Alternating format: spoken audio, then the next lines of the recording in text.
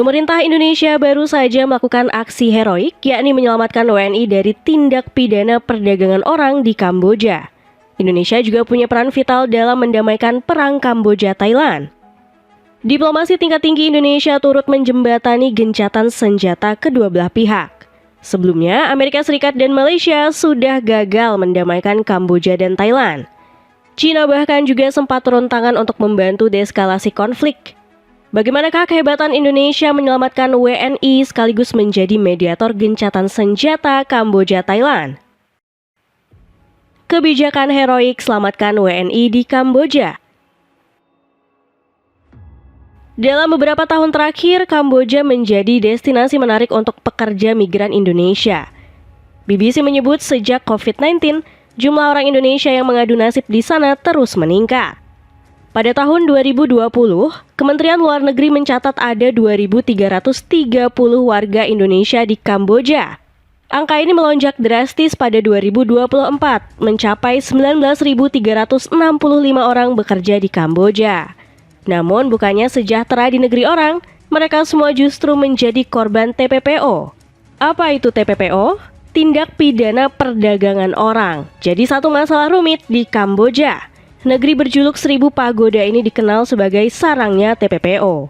Mengapa demikian? Ada banyak faktor, di antaranya kerentanan ekonomi, korupsi yang meluas, dan permintaan tenaga kerja eksploitatif, terutama dari skema penipuan daring atau online. Maraknya kasus WNI menjadi korban TPPO bikin pemerintah bergerak lebih cepat. Pada Mei 2025 lalu, pemerintah Republik Indonesia dan Kamboja telah menyepakati kerjasama pencegahan TPPO.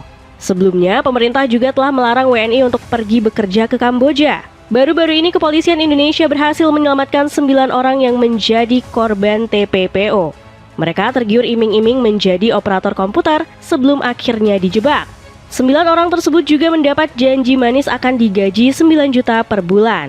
Namun setelah sampai di Kamboja, para WNI yang malang ini justru dibawa ke tempat penipuan online.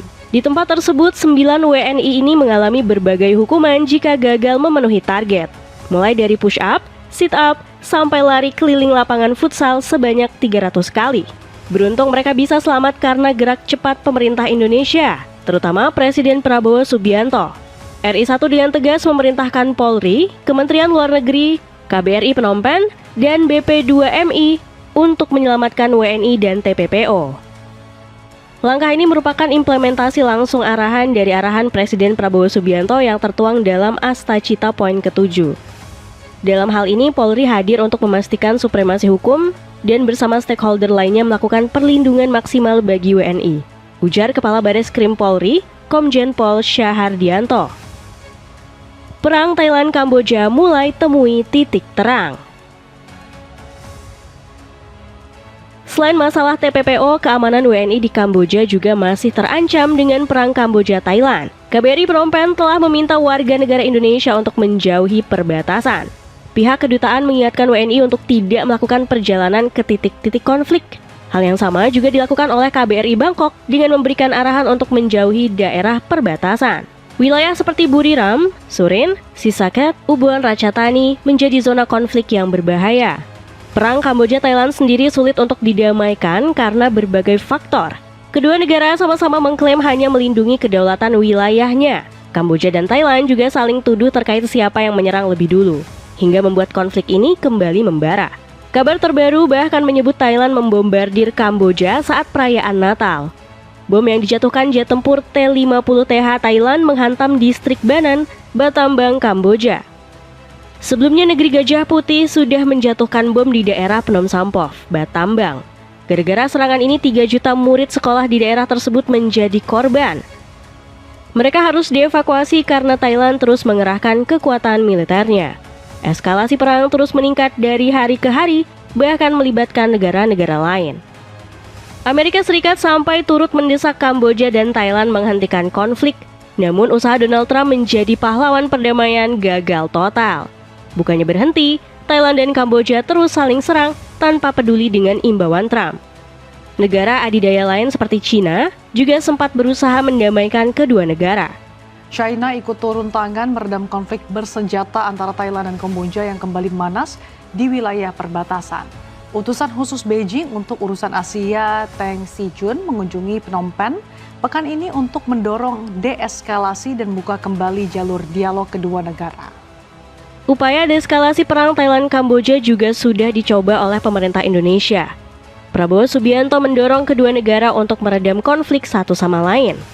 RI 1 bisa menggunakan beberapa cara untuk mendamaikan kedua negara tersebut, salah satunya dengan melakukan diplomasi kepada Raja Thailand dan Raja Kamboja. Mahathir Vajiralongkorn dan Norodom Sihamoni bisa menggelar musyawarah untuk menyelesaikan konflik.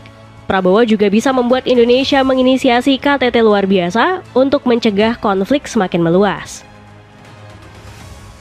Sepatu kaki klasik Bene ini cocok kamu pakai untuk casual dan aktivitas sport tipis-tipis. Cek linknya di bawah ini. Gebrakan Indonesia menengahi konflik. Langkah serius Indonesia menjadi mediator konflik Kamboja-Thailand akhirnya terwujud. Pemerintah tanah air bersama sejumlah negara ASEAN sudah bertemu di Kuala Lumpur. Berkat dorongan kuat Indonesia dan kekompakan ASEAN, perang Kamboja-Thailand mulai menemui titik terang. Terhitung sejak 27 Desember, kedua negara sepakat menggelar gencatan senjata. Kedua belah pihak sepakat untuk segera melakukan gencatan senjata setelah penandatanganan pernyataan bersama ini. Berlaku mulai pukul 12 siang pada tanggal 27 Desember 2025.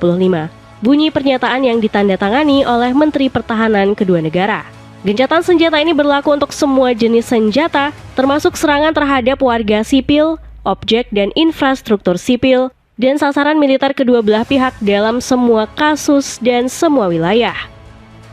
Baik Kamboja maupun Thailand akan menahan pasukannya masing-masing. Indonesia dan sejumlah negara ASEAN bakal mengawasi dengan ketat gencatan senjata tersebut dalam 72 jam ke depan. Tercapainya perdamaian antara Kamboja dan Thailand ini juga disorot PBB. Kepala Hak Asasi Manusia PBB, Volker Turk, menyambut baik kesepakatan gencatan senjata tersebut. Saya berharap hal ini akan membuka jalan bagi pembangunan kepercayaan dan perdamaian, tegas Turk. Setelah menyetujui gencatan senjata, Kamboja dan Thailand akan melanjutkan dialog diplomatik. Salah satu kesepakatan di dalam perjanjian ini adalah Thailand memulangkan 18 tentara Kamboja yang mereka tahan. Namun, gencatan senjata yang disetujui kedua belah pihak belum menyelesaikan konflik perbatasan. Thailand dan Kamboja masih harus berunding tentang penetapan batas wilayah.